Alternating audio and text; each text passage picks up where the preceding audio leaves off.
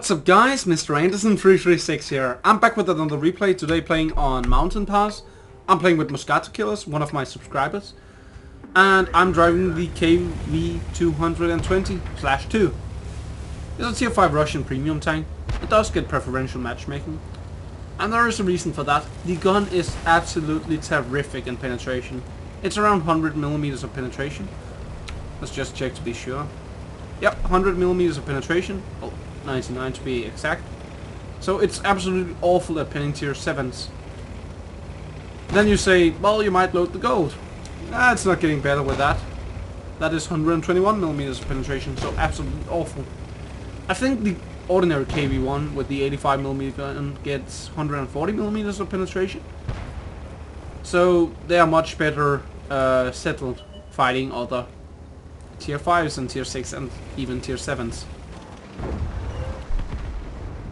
But you might ask, what is this tank? So kv-222, let's just call it that for now, is a tier 5 premium with a kv-free hull and a stock kv-1's turret.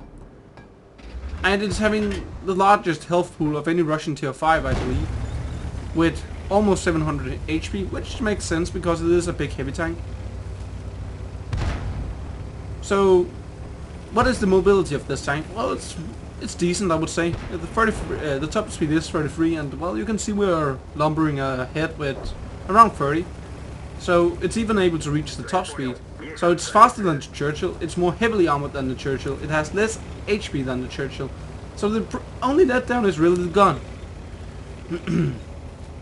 But the gun do have a nice fire rate though. And well, this duo is just unfortunate. Also, this is a seal clubbing tank, I would say. If you don't know where to shoot it, this is just a seal clubber's favorite tank, I would say. Well, depending on which tier he is in. I mean, T67 is also considered to be a seal clubber's tank, but anyway. Oh my god, he's on 336 health. Let's do something about that. Let's just right click on him. Fire. You do have some decent armor, the T34. You're actually able to bounce stuff in that thing. And ram him because, well, you are a very, very heavy tank. I think it's around 70 tons. I'm not really sure. I haven't looked much into these stats. However, I should probably have done that before the match. But yeah, anyway, this is not a tank that you're going to see much. So having the almost right numbers is, well, yeah, I think it's good enough. But as you can see, the reload is around 4 seconds. And well, it's 120 damage, 110 average. Having some high rolls and some low rolls here, it's a really decent tank, I would say. The only letdown is, of course, the gun, but it's fine. Just right click and fire. There is probably some Wolverine or other tank destroyers up on that hill, which are the ones shooting me. But I have so much health and I have so good armor, so well, even with this sloppy angled armor, we're able to bounce. We just bounce 2 more shots. So, a Panzer 4D is tunnel visioning. Well, hello, sir, I'm here. Do you want to pay attention to me now?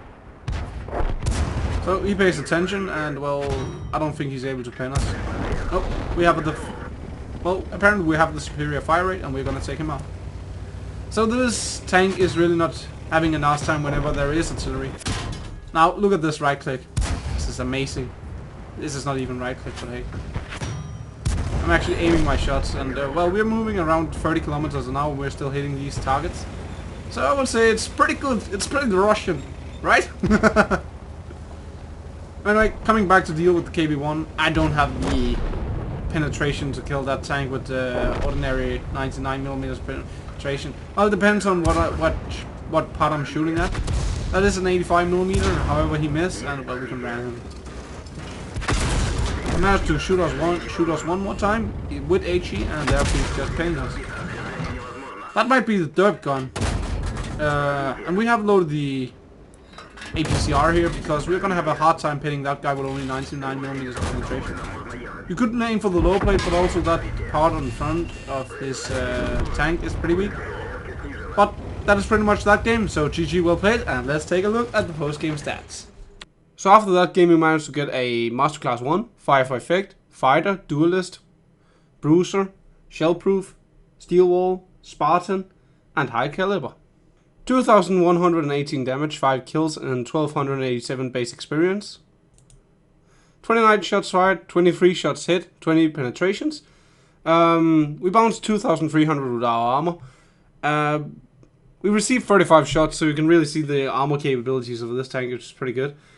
That was 2,180 damage. We only did like 114 on more than 400 meters. That was the first shot we fired in that match.